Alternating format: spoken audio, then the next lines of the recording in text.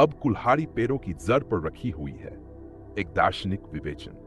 Bible का यह कथन केवल धार्मिक चेतावनी नहीं है, बल्कि यह नैतिकता, आध्यात्मिकता और जीवन के मूलभूत सिद्धांतों का एक गहरा दार्शनिक प्रतिबिंब है। यदि हम इस कथन का विश्लेषण एक दार्शनिक दृष्टिकोण से करें, तो यह हमें जीवन, कर्म और नैतिक उत्तरदायित्व, मॉरल रिस्पॉन्सिबिलिटी के गहरे अर्थों की ओर ले जाता है। 1. कुल्हाड़ी का प्रतीकात्मक अर्थ। कुल्हाड़ी पेड़ों की जड़ पर रखी हुई है। यह कोई साधारण कथन नहीं है।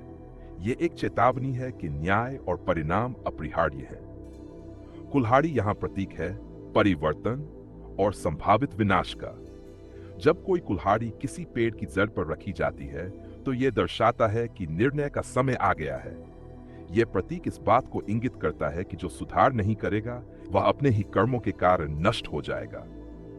दार्शनिक दृष्टि से यह कथन हमें निर्णय की अनिवार्यता की याद दिलाता है। यह इंगित करता है कि हमारे कार्यों के परिणाम निश्चित हैं और हम अनिश्चित काल तक उनके प्रभाव से बच नहीं सकते। कुल्हाड़ी प्रतीकात्मक रूप से कर्मफल का भी प्रतिनिधित्व करती है। जो कुछ भी हम बोते हैं, वही काटते हैं। पेड़ और फल, व्यक्ति और उसके कर्म। पेड़ यहां मनुष्य का प्रतीक है और फल उसके कर्मों का।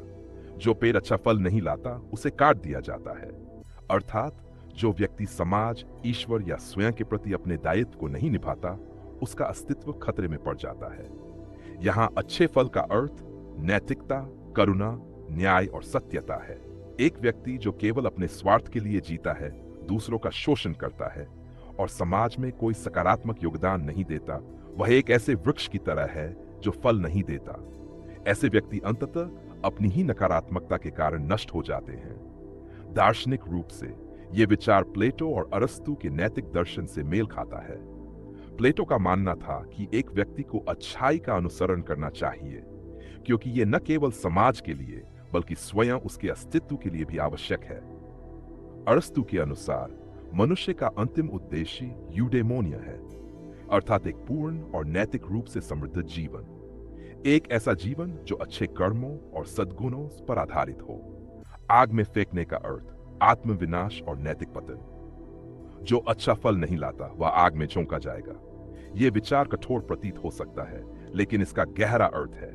यहां आग केवल नरक की आग नहीं है, बल्कि यह प्रतीक है नैतिक पतन, मानसिक अशांति और आत्मविनाश का। जब कोई व्यक्ति जीवन में नैतिकता और अच्छाई को छोड़ देता है, तो वह धीरे धीरे अपने भीतर ही नष्ट होने लगता है। वह भय, अपराध बोध, गिल्ट, असंतोष और आत्मघृणा की आग में जलता रहता है। यही कारण है कि दार्शनिकों ने हमेशा आत्म जागरूकता और आत्मनिरीक्षण सेल्फ एग्जामिनेशन पर जोर दिया है। सुकरात कहते थे, एक बिना जांचा गया जीवन जीने योग्य नहीं है। इसका तात्पर्य यही है कि जो व्यक्ति अपने कर्मों की समीक्षा नहीं करता और अपने चरित्र को सुधारने का प्रयास नहीं करता, वह अंततः पतन की ओर बढ़ता है। यह विचार आज के संदर्भ में कैसे लागू होता है?